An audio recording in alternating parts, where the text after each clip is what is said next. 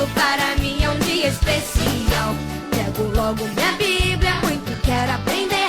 Vou contente para a escola dominical, pois é Deus quem só palavra me cumprimentar ensina os a queridos viver. internautas com a doce e gloriosa paz de nosso Senhor e Salvador Jesus Cristo.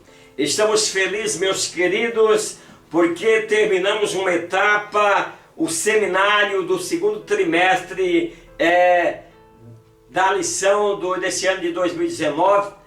Encerramos, e aquelas pessoas que pediram certificado podem entrar lá no meu site, que seu certificado já está lá. Aqueles que querem receber por e-mail, é só passar o e-mail que eu também enviarei o certificado por e-mail. E aqueles que o seu nome não está lá, basta fazer um comentário: professor, o meu certificado não está lá, e coloca seu nome completo, que eu estarei postando o seu certificado. E enquanto você está assistindo esta aula, está passando aqui, aqui embaixo está passando o nome dos internautas que pediram o certificado e que os certificados estão lá no meu site. Entra lá, baixe, procura um papel de qualidade e você pode mandar pôr num quadro e pôr na parede aí do seu escritório ou da sua residência. Meus queridos, foi muito importante ter vocês do meu lado comentando, né? E mais pessoas se inscreveram no meu canal. Faça isso. Isso para mim é de grande importância. Gostaria aí também de dizer àquelas pessoas que por um motivo ou por outro não podem estar nas escolas dominical, me acompanhe aqui neste canal, que eu estou dando uma aula tanto para professores como para aqueles que não podem comparecerem nas suas igrejas nos horários da escola dominical. Estou procurando ser mais sucinto, resumindo mais, até para ver se nós conseguimos aí um número maior de pessoas que esteja curtindo, comentando e assistindo este canal.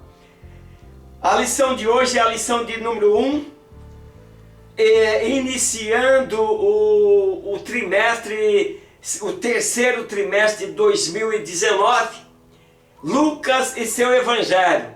Então, nesse seminário agora que nós começamos a partir de hoje, nós estaremos estudando sobre biografia, de Lucas e sobre as histórias conforme foram narradas por Lucas. O texto áureo diz: para que conheça a certeza das coisas de que já estamos informados. A verdade que nós vamos aplicar nesta lição em um tempo marcado pelo relativismo das muitas verdades, não basta estarmos informados, é preciso firmeza de que o plano de Deus é perfeito. A introdução diz: neste trimestre estudaremos aspectos importantes do Evangelho de Lucas, uma obra literária digna de confiança, cheia de beleza e repleta de ensinos. Nesta lição trataremos do autor e da obra em si. É muito interessante, meus queridos, quando nós agora vamos estudar sobre o Evangelho de Lucas, sobre Atos dos Apóstolos também, o qual o mesmo escritor é Lucas, que era médico, e é interessante o ponto de vista de Lucas quando ele começou a narrar ali o seu livro, o livro que traz o seu nome, aonde ele traça o perfil desde os pais de João. E aí vai o nascimento de João, o nascimento de Jesus, e ali levando também um evangelho rápido que João Batista teve sobre a terra com grande importância, preparando aí o caminho do Senhor, que todos os outeiros, que todos os montes fosse nivelar, que todos os montes trazendo aí João Batista na sua mensagem que todos os montes fossem nivelados, né? E o que fosse baixo fosse preenchido para formar aí um caminho reto para o Senhor. Ele como aquele homem, né? Que veio na frente de Jesus para preparar o caminho e buscando as pessoas ao arrependimento. E nós vemos pela Bíblia que muitos publicanos, muitas prostitutas, muitos pecadores aderiram ao Evangelho de João Batista e aceitaram a fé. Foi o próprio Jesus que lá em Mateus capítulo 21, 22 fala dos publicanos e daquelas prostitutas que creram na mensagem de João Batista. Mas aqueles que não criam, João Batista vinha trazendo um evangelho de avivamento. Eu gosto muito da mensagem de João Batista, que é uma mensagem de avivamento. Quando nós falamos em mensagem de avivamento, queridos alunos, queridos professores, nós entendemos que é saltar, pular, né, e tal. Não, o avivamento é tornar a nossa vida espiritual viva e eficaz. Então, para tornar a nossa vida espiritual viva e eficaz, é preciso endireitar os caminhos que estão tortuosos. O objetivo da primeira parte da lição: conhecer um pouco mais do autor do Evangelho de Lucas. Já falei um pouco sobre Lucas. A pessoa de Lucas. Evidências antigas que datam a partir do 2º século demonstram que o terceiro livro do Novo Testamento foi escrito por Lucas. No 1.1 nós vamos ver que Lucas é o autor do próprio livro. No 1.2 nós vamos ver que Lucas é um grande colaborador na história, né? Para que nós possamos entender melhor. E no 1.3 nós vamos ver que verdadeiramente Lucas é um grande escritor. 1.1, Lucas, o autor. Lucas é uma pessoa discreta no Novo Testamento, sendo citado 3 vezes, porém, somente nos escritos paulinos. Então, Lucas, um homem muito inteligente, um médico, né? Que ele era um médico amado, mas era um homem discreto, um homem que não se aparecia. Então nós precisamos, queridos professores, queridos alunos, mostrar a importância de nós sermos úteis na obra de Deus, mas que nós não precisamos estar aí em outdoor, nos apresentando, né? Como hoje nós vemos que através da rede social, qualquer evento que nós vamos ter, nós já estampamos a foto de todo mundo e mostrando, né? E por uma parte pode ser importante, mas por outra parte pode ser apenas querendo não ser discreto e se aparecer. Isso pode ser ruim. 2. Lucas, um grande colaborador. 3 atribuições são encontradas nas palavras do apóstolo Paulo acerca de Lucas, seu colaborador. Então, aqui nós vamos ver que nas palavras do apóstolo Paulo, que chama Lucas de seu colaborador, ele vê Lucas como um médico amado. Eu fico pensando uma pessoa que tinha qualquer problema lá, porque toda a vida, meus queridos, nós recorremos à fé e também recorremos à medicina. Então depende daquilo que nossa fé alcança, depende da maneira que nós pedimos, porque a Bíblia diz que nós muitas vezes pedimos, nós não recebemos, porque nós não sabemos pedir. E eu creio que Lucas, ele também era como um socorrista, que na hora que havia um problema, um acidente, algo, Lucas estava ali para executar aquilo que ele tinha aprendido na medicina. Paulo também aponta Lucas como colaborador em Filemão, versículo 24. E por último, como uma pessoa de grande solidariedade. Segundo Timóteo 4:11, os professores podem ir lendo esses versículos que estão aí para nós fazermos algum acompanhamento, para você melhor entender e explanar esta lição. Então, colaborador, é importante que nós pegamos, queridos professores, essas lições e nós olhamos para a vida de Lucas, tiramos algumas lições para nós como professor e para os nossos alunos, entendendo que nós precisamos estar de pronto para ajudar e para colaborar na obra de Deus.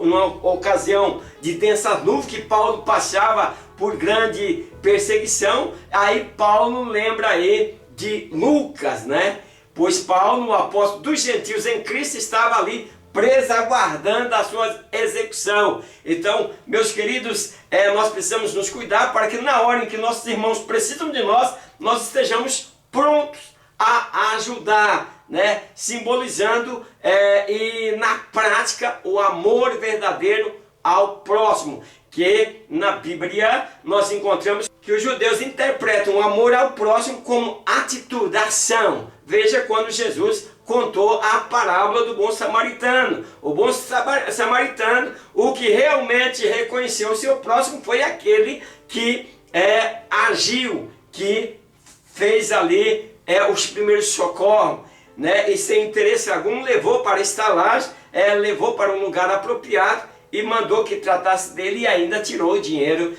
do bolso e disse: se faltar, quando eu voltar eu completo. 1.3 diz: Lucas, um grande escritor. Sem dúvida, as obras de Lucas, que são o seu evangelho e o livro de Atos, atestam a sua qualidade de escritor. Eu fico olhando Lucas, a narrativa de Lucas, quando nós começamos a ler o livro de Lucas, o livro de Atos dos Apóstolos, como é um livro com mais fácil de compreensão. O Lucas coloca de uma forma que nós possamos entender melhor. Eu fico olhando a prontidão desse grande homem de Deus. Era médico, mas aí for escrever sobre a vida de Jesus, incluindo a vida de João Batista, de seus pais e ainda todos os atos dos apóstolos.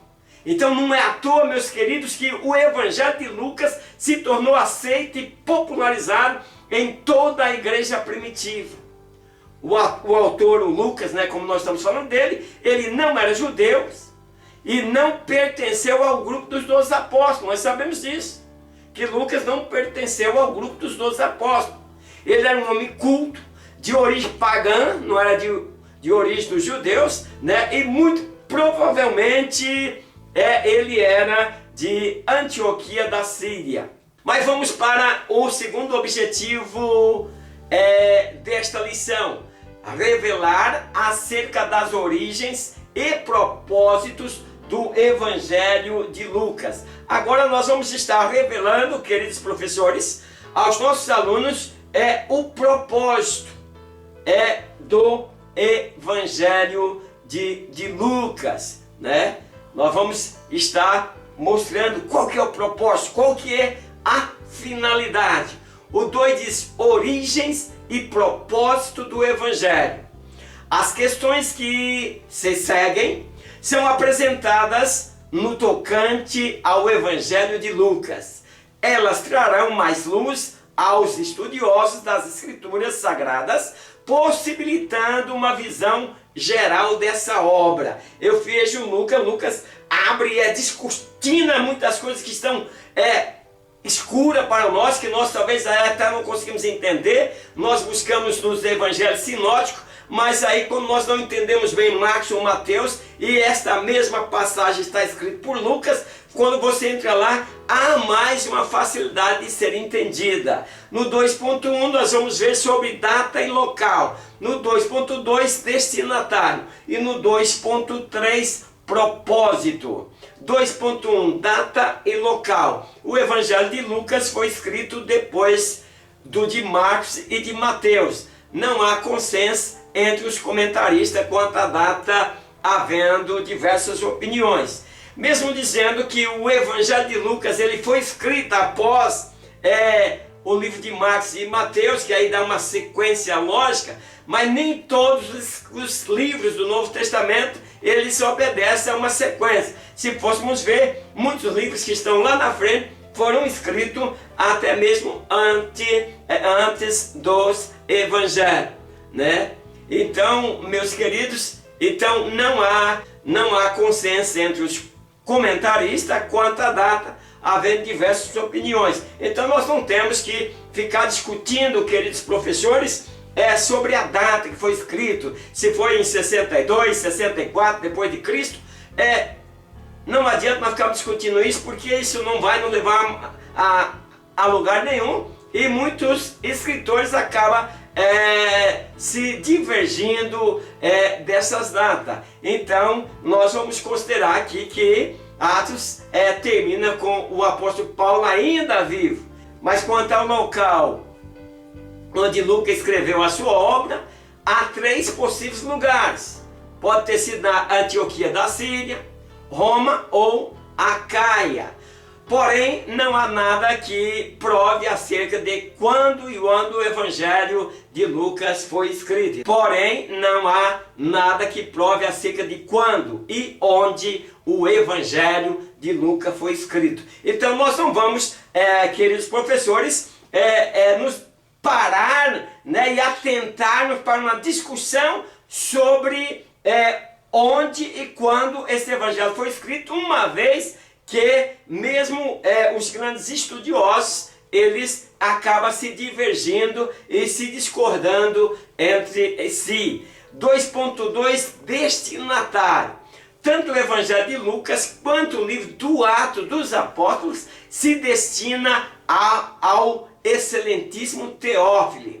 Então, meus queridos, como nós estamos vendo a própria lição, nos mostrando que Teófilo significa amigo de Deus, né? E é o fato de ser tratado no superlativo grego, né? Então, trata-se de uma excelência no mais alto grau secular. Então, Lucas se dirige esse escrito a Teófilo. Quando nós abrimos Atos dos Apóstolos, nós já encontramos ele falando do amado Teófilo, mas Lucas deixa claro que Teófilo já estava informado acerca de Jesus Cristo e da salvação que há nele. Porém, o trabalho minucioso que abarca tudo desde o princípio foi desenvolvido com um documento a gerar certeza das coisas de que Teófilo já está informado. Então nós estamos vendo aqui que, embora a obra tenha esse tom pessoal, também foi dirigida à cristandade em geral e chegou até nós. O 2.3 fala sobre o propósito. O Evangelho de Lucas, em seu conteúdo, cumpre a vários propósitos de modo simultâneo, mas o principal deles é encontrado no prólogo do mesmo. Então nós encontramos os propósitos deste livro, que trata-se de uma descrição pormenorizada da obra da salvação através de Jesus Cristo, dada através do ministério da palavra. Então o ministério da palavra é muito importante. Jesus Cristo preparou seus discípulos e ele decide fazer discípulo. E eu fico olhando, meus queridos, muitas lideranças não estão preocupadas em fazer discípulo. Ela, por exemplo, não treina as pessoas, e nós estamos tendo igrejas abarrotadas de obreiros, mas obreiros sem qualificação para exercer o ministério de evangelização, que isso é uma das nossas chamadas. Como obreiro, nós somos evangelistas de Deus, que nós vamos fazer discípulos de Jesus. Então, meus queridos, esses fatos do qual nós estamos narrando foram detalhados e postos organizadamente desde o seu início, para que não se assemelhasse aos contos dos imaginários populares. Então nós estamos vendo que aqui é a palavra de Deus, não é um conto. São fatos verídicos, dos quais os ministros da palavra e, é claro, também as demais testemunhas os corroboram em sua veracidade. Dessa maneira, a nossa fé repousa sobre uma base segura e inabalável, que é a base da verdade. Nós precisamos ler mais a Bíblia, Quando nós lemos Lucas e Atos dos Apóstolos, do qual a nossa lição está fazendo referência, nós enriquecemos o nosso conhecimento espiritual. Objetivo da terceira parte da lição: mostrar as características gerais do Evangelho de Lucas. O 3 diz características do Evangelho de Lucas. Lucas procura uma descrição confiável dos fatos da vida inicial do ministério do Senhor Jesus em seu Evangelho. Nós vemos que Lucas procura buscar as características. Lucas procura dar uma veracidade tremenda ao Evangelho quando ele começa a descrever, a escrever sobre a família de João Batista, sobre Isabel, sobre João Batista cheio do Espírito Santo desde o ventre, e aí ali sobre Maria, sobre José, para fazer uma narrativa para que nós conheçamos de onde vem Jesus, de onde também veio o profeta, que vinha nas características de Elias, que era João Batista, e que foi o precursor de Cristo. Em Atos, nós vemos que ele demonstra o testemunho e doutrina do Senhor Jesus Cristo através dos apóstolos, principalmente Pedro e Paulo, tornando uma só obra, mas em 2 volumes. E aí no 3.1 nós vamos ver sobre o contexto histórico inicial do Evangelho.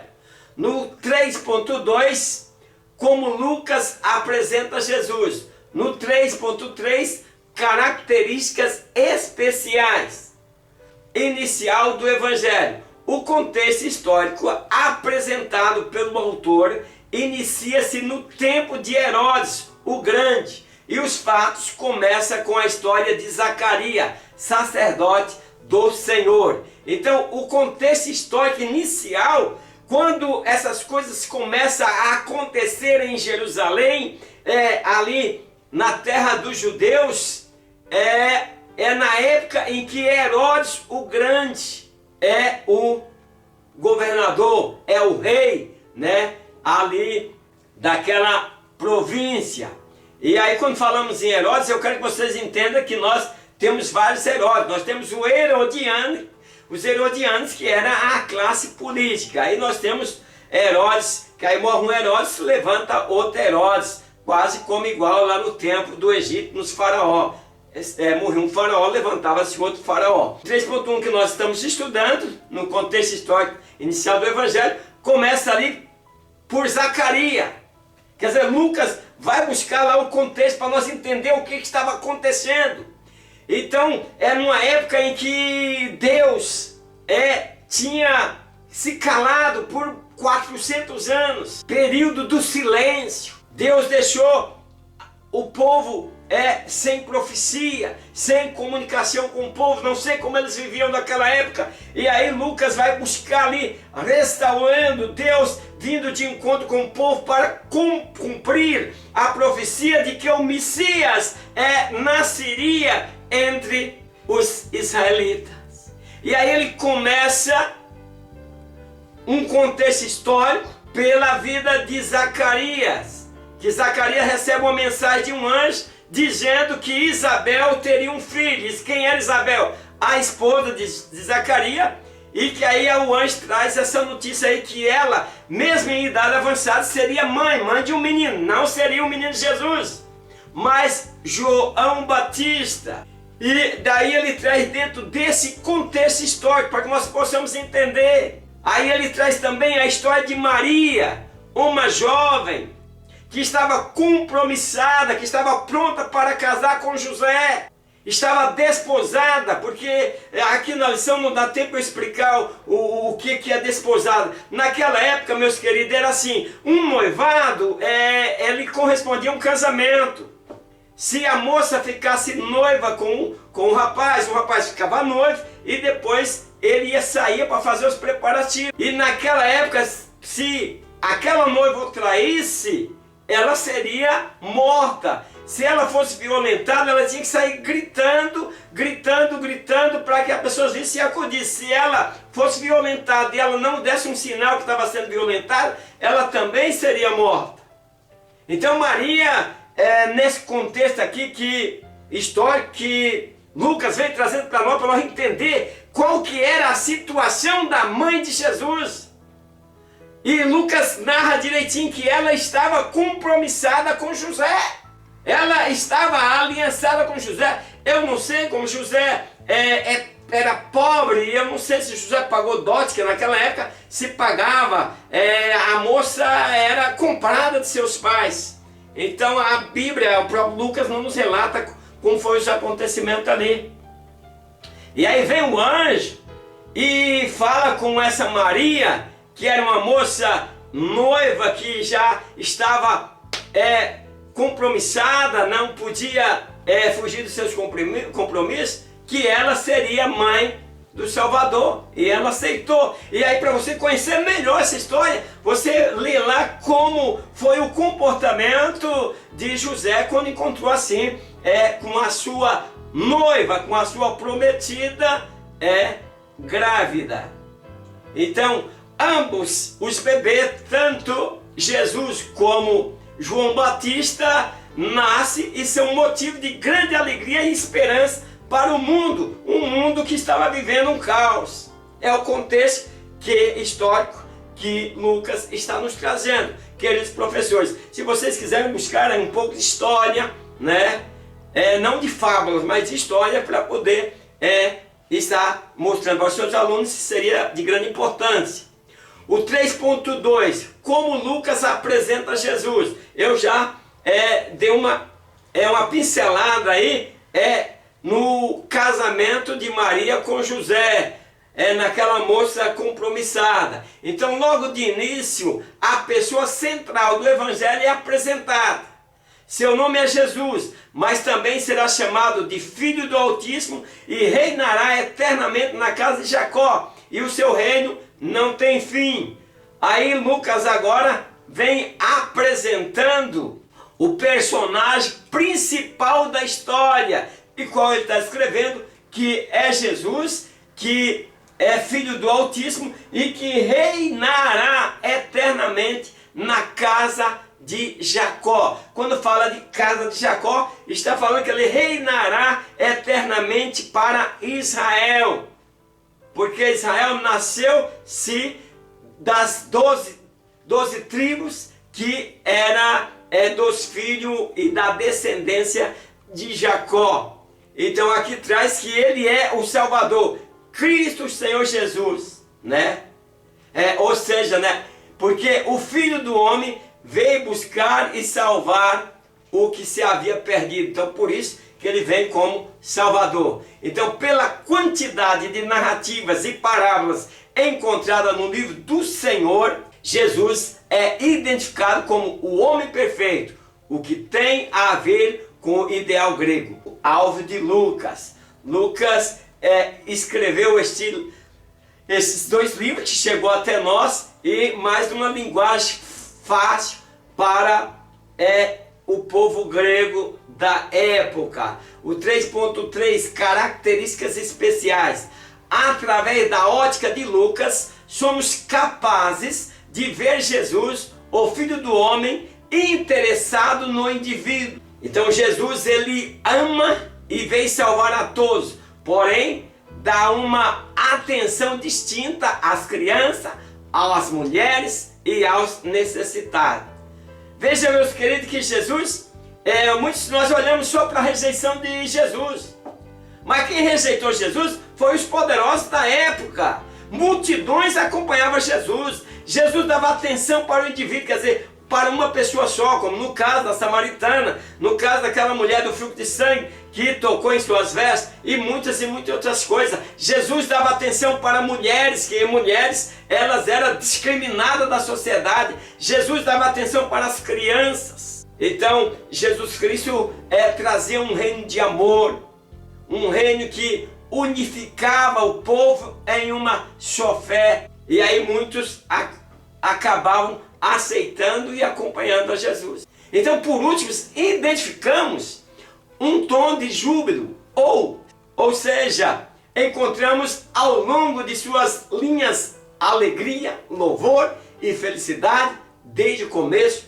até o fim. Lucas, quando fala sobre o nascimento de Jesus, ele fala de um coro celestial. Então, meus queridos, desde o início, Lucas narra um evangelho de alegria.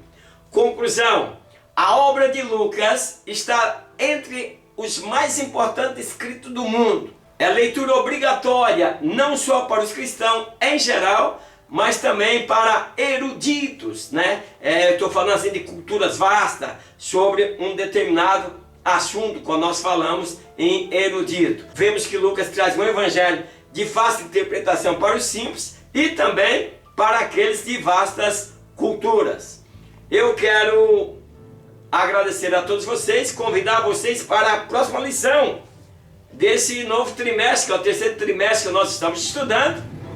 E quero que você não perca a próxima lição, a próxima aula, que é o Espírito Santo no Evangelho de Lucas. Nós vamos aprender muito. Vão comentando, vão fazendo aí suas críticas construtivas e nós vamos juntos, nós vamos aprendendo. Dizer aos professores que toda lição, quando começa, muitos professores, até muitos eruditos, quando ele começa com um pouquinho de dificuldade na lição, mas depois fique tranquilo que depois, quando entra nos treinos, a lição vai que é uma beleza.